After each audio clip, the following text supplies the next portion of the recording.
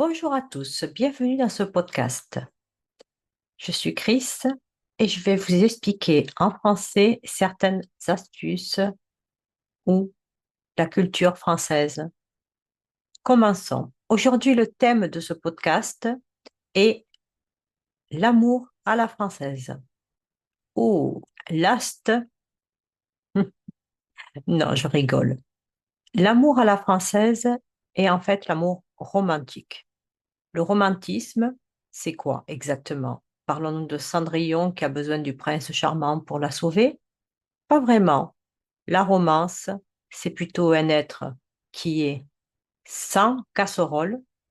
Sans casserole, c'est quoi ça?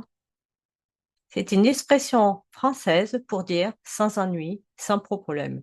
Un exemple très courant. Prenons un homme de 40 ans. Ça serait quoi ces casseroles? Il boit peut-être trop d'alcool. Peut-être a-t-il un problème au travail. Peut-il, peut-être a-t-il encore avec son ex des conflits à cause des enfants, etc., etc.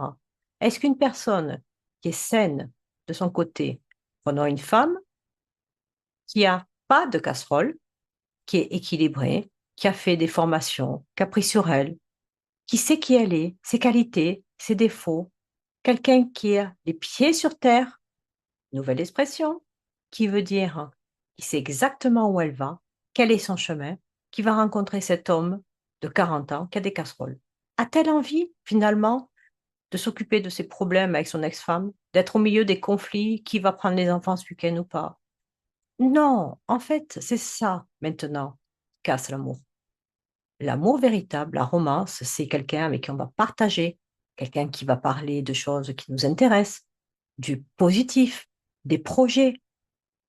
Et l'âme romance, c'est exactement ça. Est-ce que le prince charmant va arriver à Cendrillon et lui dire, regarde ce que m'a fait ma mère, ma belle-mère, ma sœur? Non.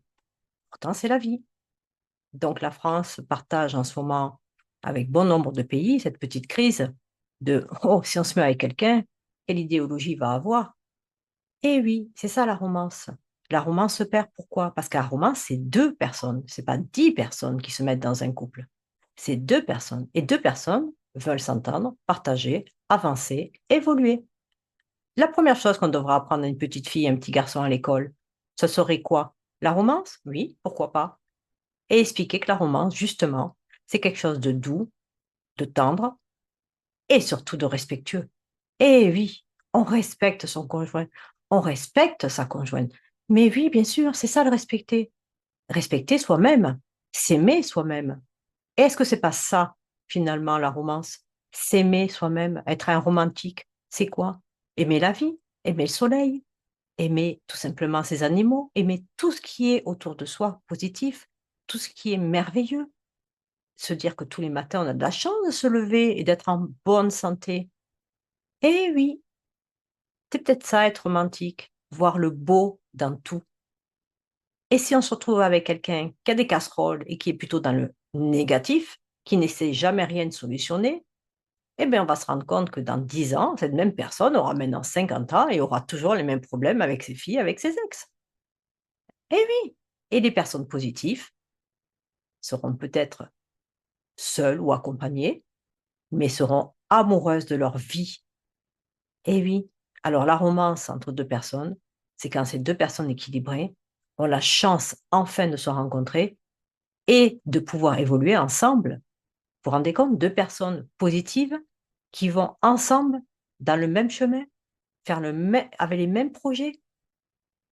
C'est ça, en fait. On s'en fiche d'où on vient, on s'en fiche de sa culture, on s'en fiche, en fait. Ça veut dire, on s'en fiche, ça veut dire qu'on ne tient pas compte.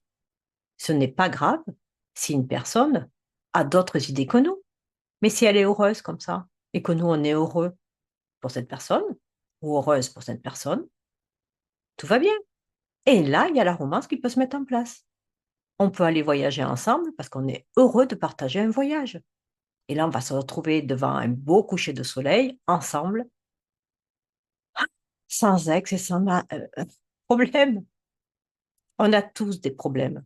Mais le tout, c'est de savoir si on compte les garder pendant un moment, essayer de les solutionner, essayer de voir le positif essayer d'évoluer, d'avancer, ou est-ce qu'on va rester avec ces problèmes, se plaindre toujours, et dans 10 ans, on aura toujours les mêmes problèmes qu'on n'aura pas solutionnés.